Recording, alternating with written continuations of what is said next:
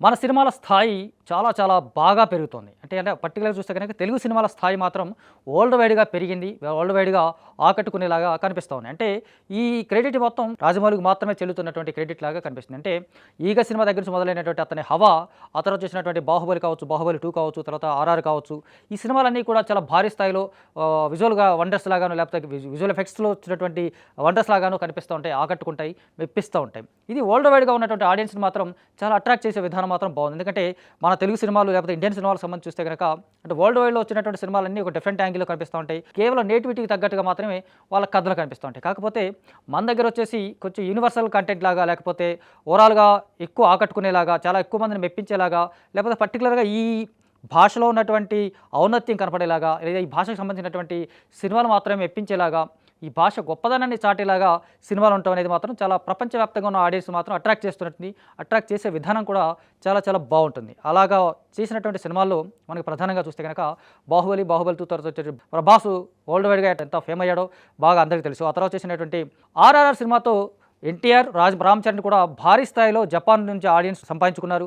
Japan ప్రేక్షకుల నుంచి బాగా అటెన్షన్ తెచ్చుకున్నారు. జపాన్ ఆడియన్స్ మాత్రం అందరూ ఫిదా అయిపోయారు నిజంగా చూస్తే. ఎన్టీఆర్ మాత్రం చూస్తే కనుక ప్రధానంగా చూస్తే జపనీస్ ఆడియన్స్ మొత్తం ఎన్టీఆర్ కంటే వీరాభిమానులుగా అయ్యారంటే మాత్రం చాలా అతిశయోక్తి కాదు, చాలా గొప్ప విషయం కూడా చూస్తే కనుక. సో ప్రభాస్ తర్వాత జపనీస్ ఆడియన్స్ మొత్తం చాలా ఎక్కువ మందిని ఇష్టపడే హీరోగా ఎన్టీఆర్ కనపడడం అనేది చాలా కొత్త విషయంగా కనిపిస్తుంది. లేదా అట్ ద సేమ్ టైం అంటే అది కేవలం ఆయన ఒక్క సినిమా మాత్రమే, 'ఆర్ఆర్ఆర్' సినిమాతో మాత్రమే హైలైట్ అయిపోయాడు, ఎలివేట్ అయ్యాడు. ఆ తర్వాత వచ్చినటువంటి 'దేవరా' సినిమా కూడా అప్పట్లో కూడా వాళ్ళు చాలా చాలా కన్సర్న్ చూపించారు, చాలా చాలా ఆకట్టుకునేలాగా, మెప్పించేలాగా వాళ్ళు చూస్తున్నారు చూస్తే కనుక. అంటే జపనీస్ ఆడియన్స్ మ్యాక్సిమం తెలుగు నేర్చుకుని మరి ఎన్టీఆర్తో మాట్లాడాలని చేసినటువంటి ప్రయత్నం కావచ్చు, లేకపోతే తెలుగు నేర్చుకుని ఎన్టీఆర్తో కనెక్ట్ అయ్యే విధంగా కావచ్చు, ఎన్టీఆర్కి సంబంధించినటువంటి అన్ని తెలుగు సినిమాలు కూడా చూడాలి అని చెప్పేసి తెలుగు నేర్చుకుని మరి ఆకట్టుకునేటువంటి, మెప్పించేటువంటి విధానం కూడా జపనీస్ ఆడియన్స్లో చాలామంది కనిపిస్తోంది. సో తాజాగా చూస్తే కనుక ఒక జపాన్ ఆడియన్స్ సంబంధించి చూస్తే కనుక హైదరాబాద్ వచ్చి మరి ఎన్టీఆర్ని కలవాలని ఒక ప్రయత్నం చేస్తూ ఉన్నారు. ఎస్, జపాన్ ప్రేక్షకులు హైదరాబాద్ వచ్చేసి ఎన్టీఆర్ని కలవాలనేది ఒక ప్రయత్నం చేశారు. కాకపోతే ఆ ప్రయత్నంలో సక్సెస్ అవ్వలేకపోయారు.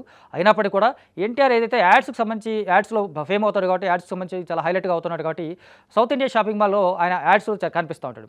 ఆ కారణంగా వాళ్ళు సౌత్ ఇండియా షాపింగ్ మాల్కి వెళ్ళి ఎన్టీఆర్ నుంచి గురించి ఆరాలు తీసి సౌత్ ఇండియా షాపింగ్ మాల్కి వచ్చేసి షాపింగ్ చేసి ఆకట్టుకునేది, ఎన్టీఆర్ గురించి మాట్లాడడం, ఎన్టీఆర్ గురించి ఆరాలు తీయడం, ఎన్టీఆర్ గురించి ఆయన గురించి తెలుసుకోవడం, లేదా ఎన్టీఆర్ గురించి యాడ్ షూటింగ్ సంబంధించినటువంటి విశేషాలు ఏదో తెలుసుకోవడం, ఇవన్నీ కూడా వాళ్ళు చేశారు. ఈ క్రమంలో భాగంగా సౌత్ ఇండియా షాపింగ్ మాల్ కూడా వీళ్ళు కొంత కానుకలు కూడా బహుకరించారు. అంటే దట్టు ఎన్టీఆర్ గారి పేరు మీద, కేవలం ఎన్టీఆర్ మీద ఉన్నటువంటి అభిమానంతో వాళ్ళు జపాన్ నుంచి హైదరాబాద్ దాకా వచ్చారంటే మాత్రం అతనంటే ఎంత గొప్ప గౌరవం, ఎంత అభిమానం అనేది మాత్రం ఈ విషయంలో చాలా స్పష్టంగా తెలుస్తుంది మనకు.